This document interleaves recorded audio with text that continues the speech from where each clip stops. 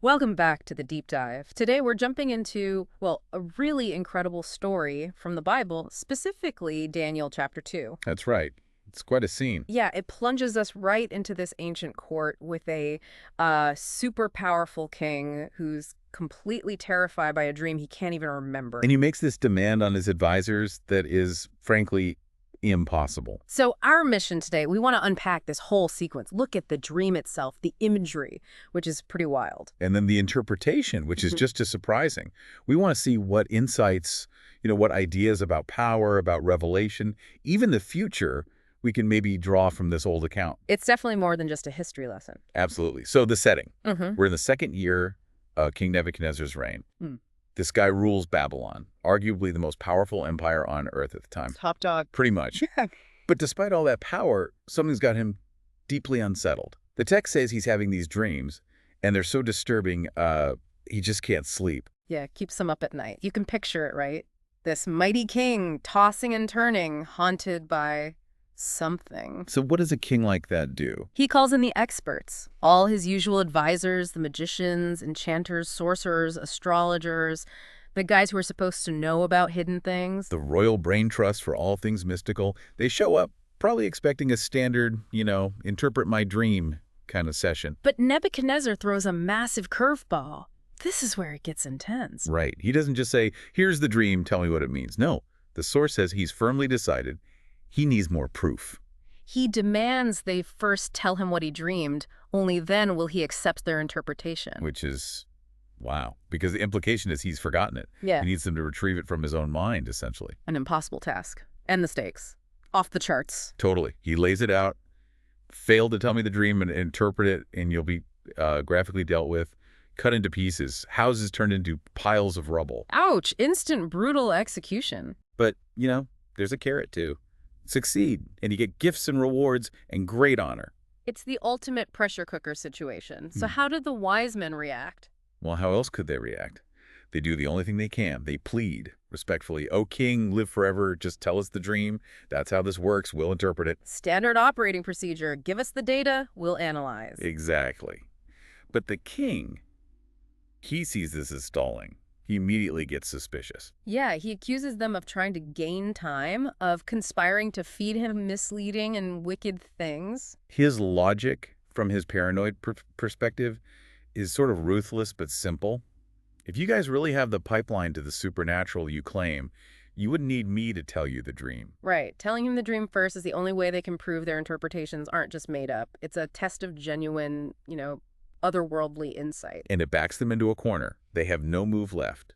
Faced with this impossible demand, and the king getting angrier by the second, they finally have to admit defeat. What do they say? They state it plainly, desperately. There is not a man on earth who can do what the king asks. It's just too much. Wow. A full admission of limitation. Yeah, they say it's too difficult. It's beyond human skill. They even say only the gods could do this, adding pointedly, the gods do not live among men. Essentially saying, we can't just dial up the divine realm for your forgotten dream, your majesty. Pretty much. And you can guess how well that went over. Not well, I'm guessing. Not well at all. The king becomes, the text says, so angry and furious.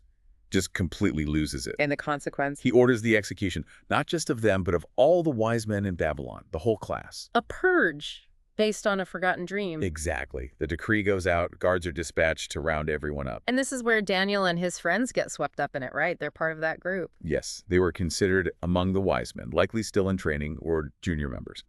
So the death sentence applies to them too. Men are specifically sent to find Daniel, Hananiah, Mishael, and Azariah. Talk about being condemned for something you had absolutely nothing to do with.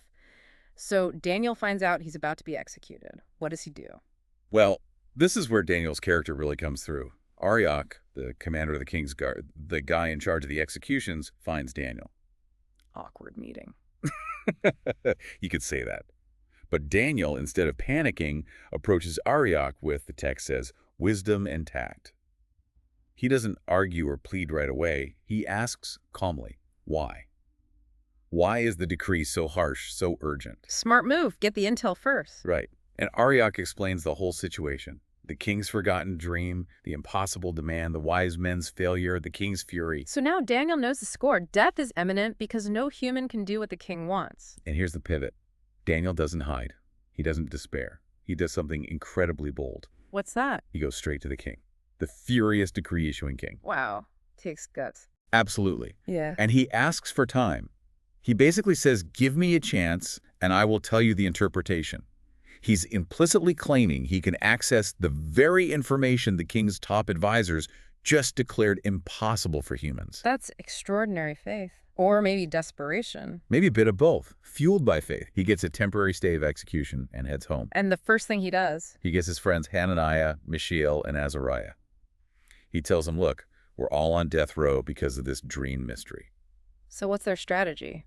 Magic. Yeah. Ancient texts. Nope. They know human effort is useless here. The source is clear. They band together to plead for mercy from the God of heaven about this specific mystery. They take it straight to the divine source. They pray for the answer. They pray for their lives, for the revelation only God could provide. Right. And it works. The text says, during the night, the mystery was revealed to Daniel in a vision.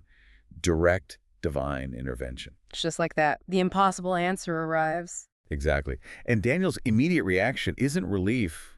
Well, maybe it is. But his first recorded action is praise. He bursts out praising the God of heaven. What does he say? He declares God's eternal wisdom and power. He says God controls history, changing times and seasons, setting up kings, deposing kings. Huh. Relevant theme coming up. Very relevant. He says God gives wisdom to the wise, reveals deep and hidden things. He knows where this came from. And he thanks God specifically for revealing the dream, right? Yes, explicitly. Yeah. He thanks God for giving him wisdom and power and for making known the king's dream the very thing they asked for. No ambiguity about the source. Okay, so now Daniel has the answer. What's next? He goes back to Arioch, the executioner, tells him, hold up, don't kill the wise men, take me to the king, I have the interpretation. Arioch must have been stunned. Wait, the kid actually got it? You'd think so. Arioch rushes Daniel to Nebuchadnezzar, presenting him, maybe emphasizing his background, a man among the exiles from Judah who claims he can solve this. The moment of truth arrives. The king looks at Daniel. And asks him straight out, are you able to tell me what I saw in my dream and interpret it? The core question. How does Daniel reply? Does he boast? Not at all. His opening is incredibly humble, but also powerful. He immediately deflects any personal credit. What does he say?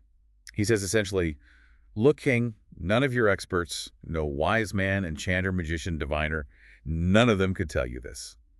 He affirms their earlier confession. Okay, so he acknowledges the human impossibility. Yes, but then he points beyond it. There is a God in heaven who reveals mysteries.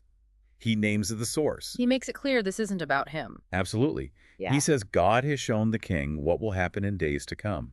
And he adds, this wasn't revealed because Daniel is smarter than anyone else. It was revealed for the king's sake, so you, king, would understand the dream and your own thoughts. It's all directed towards God's purpose and the king's understanding. Okay, the stage is set. The source is divine. Now, the dream itself, what did the king see? Daniel starts describing it. He says the king saw a statue, but not just any statue. An enormous, dazzling statue. Awesome in appearance. Huge. Impressive. Maybe terrifying. And it was made of different materials. Yes, layer by layer. Daniel lays it out. The head. Pure gold, top quality, most valuable. Then the chest and arms. Silver. Still precious, but a step down. Below that, the belly and thighs. Bronze. Strong. Common. Useful, but less valuable again. Then the legs. Iron. Very strong, capable of breaking things, but not precious like gold or silver. And finally, the feet and the toes, a mixture, part iron, part baked clay. Gold, silver, bronze, iron, then iron mixed with clay? A descending order of value, maybe? Though iron's strong. That's a fascinating sequence. But that wasn't all, was it? There was another element. Right, the rock. Exactly. Daniel describes a rock cut out, but significantly not by human hands. Supernatural origin emphasized again. What did this rock do? It didn't just appear, it acted. It flew and struck the statue, hitting it right on its feet, that mixture of iron and clay. The base, the weakest point. And the impact. Yeah. Total annihilation. Daniel says the moment the rock hit the feet, the entire statue, iron, clay, bronze, silver, gold, all of it shattered at the same time. Wow, not just the feet crumbled, the whole thing disintegrated simultaneously. Yes, pulverized. Became like chaff on a threshing floor, Daniel says, like dust, basically. And what happens to dust and chaff? The wind blows it away. Daniel says the wind swept it all away, leaving no trace. The magnificent statue was gone, utterly gone. Okay, but what about the rock? The one that did the smashing? Ah, the rock undergoes a transformation. After destroying the statue, that very rock became a huge mountain and filled the whole earth. From a stone to a world-filling mountain, that's quite a visual. It really is. So Daniel has now recounted the dream perfectly. The king must be riveted. Absolutely. Now comes the payoff. Daniel says, this was the dream, and now we will interpret it to the king. Okay, let's hear it. What does it all mean? Daniel starts with the head of gold. He looks right at Nebuchadnezzar and says, "You, O king, are the king of kings." He affirms the king's vast power, given by the God of heaven. He says, "You are that head of gold." So the gold is Nebuchadnezzar's kingdom, Babylon, at its peak glory. Makes sense. Connects it directly to the king himself. Then the silver chest and arms that represents another kingdom coming after Babylon, described as inferior. Inferior, maybe less glorious, or maybe just subsequent. The text implies inferiority, often interpreted historically as the Medo-Persian Empire that followed Babylon. Okay, and the bronze belly and size. That's a third kingdom, which Daniel says will rule over the whole earth, suggests vast geographical reach. Many link this to Alexander the Great's Greek Empire. And the legs of iron. Iron is strong, breaks things. Exactly. This is the fourth kingdom, strong as iron, that breaks and smashes everything. A powerful, crushing empire, often identified with Rome. Which brings us to the feet and toes, that mix of iron and clay, the final stage of this statue. Right. This represents the later phase, or the divided nature of that fourth kingdom. The iron provides some strength, but the clay makes it brittle. Daniel explicitly interprets the mix. The people will be a mixture and will not remain united, any more than iron mixes with clay. So internal division, instability, a lack of cohesion, even within its strength. That was the part the rock hit. Precisely. It represents the final fragmented state of the sequential human empires. So you have this whole sweep of human history, depicted as empires rising and falling, ultimately becoming divided and unstable. But the climax is the rock. What's the interpretation of the rock? This is the crucial part, the look towards the future. Daniel says, in the time of those kings, during that final fragmented iron and clay phase, the God of heaven will set up a kingdom. A kingdom set up by God, not humans. Like the rock cut without hands. Exactly the parallel. And this kingdom is totally different. It will never be destroyed. It's eternal. Unlike all the metal kingdoms. Right. And its rule won't pass to another people. Instead, it will crush all those kingdoms and bring them to an end. It replaces them definitively. Just like the rock obliterated the statue. Yes, and this divine kingdom will itself endure forever. Daniel ties it back. This is the meaning of the rock cut, not by human hands, that destroyed the statue made of gold, silver, bronze, iron, and clay. It signifies the end of the era of successive human empires and the establishment of God's eternal kingdom. Wow. That's a massive interpretation spanning centuries, millennia even. How does Daniel conclude? With complete confidence. He tells the king, the great God has shown the king what will take place in the future. The dream is true, and the interpretation is trustworthy. He puts the authority squarely on God. And the king. How does the most powerful man on earth react to being told his kingdom is just the first phase, destined to be replaced, ultimately, by God's kingdom? His reaction is absolutely stunning. He doesn't get angry this time. He's completely convinced. The source says Nebuchadnezzar falls prostrate before Daniel. He worships Daniel. It's an act of profound reverence. He pays him honor, orders offerings and incense for him. It's like he sees the divine power through Daniel. And he acknowledges Daniel's God, doesn't he? Oh, absolutely. That's the verbal confirmation. He declares, surely your God is the God of gods and the Lord of kings and a revealer of mysteries, for you are able to reveal this mystery. A complete turnaround. From threatening death to acknowledging divine supremacy. And what about Daniel personally? He gets massively rewarded. The king puts him in a high position, showers him with gifts, makes him ruler over the entire province of Babylon, and get this, puts him in charge of all its wise men. The very group he was just condemned with, now he leads them. Incredible. It's a total reversal of fortune, directly linked to accessing and relaying that divine revelation. And Daniel remembers his friends? He does, loyal to the end.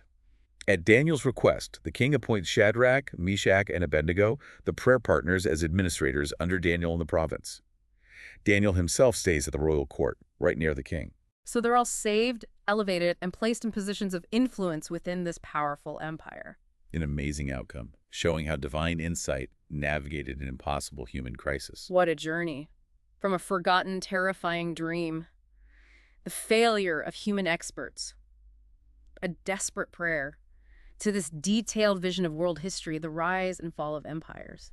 Culminating in this image of a divine, eternal kingdom replacing them all revealed through God to an exile who was moments from execution. So, connecting this back to you, our listener, why does this ancient story, this interpretation, matter now? Well, think about it. It's a powerful example, isn't it? Yeah. A huge life or death problem that all the conventional wisdom, all the established experts were totally powerless to solve. Yeah, they hit a wall. Completely. The solution came from somewhere unexpected, somewhere outside the system, a God in heaven who reveals mysteries. It really challenges us, to think about where true understanding, real insight actually comes from. Are we only looking in the usual places? That's a good point. And it leads to maybe a final thought for you to chew on, something arising directly from Daniel 2's vision. We see this sequence of human kingdoms. Powerful, impressive in their time, gold, silver, bronze, iron, but ultimately temporary, flawed, and destined to be broken apart, like that statue. And then contrasted with this other kingdom, the Rock Kingdom, Hmm. divine in origin, eternal, indestructible, ultimately filling everything. So the question this raises for you is, what does this perspective, drawn from this ancient text, suggest about the nature of earthly power, human empires, political structures, even our own achievements? How does their apparent strength and permanence look when viewed against the possibility of something described as divinely established and everlasting? What does it make you think about history, maybe prophecy, and what the future might hold beyond the cycles we usually observe? Definitely something to mull over. Keep thinking, keep exploring. We'll catch you on the next deep dive.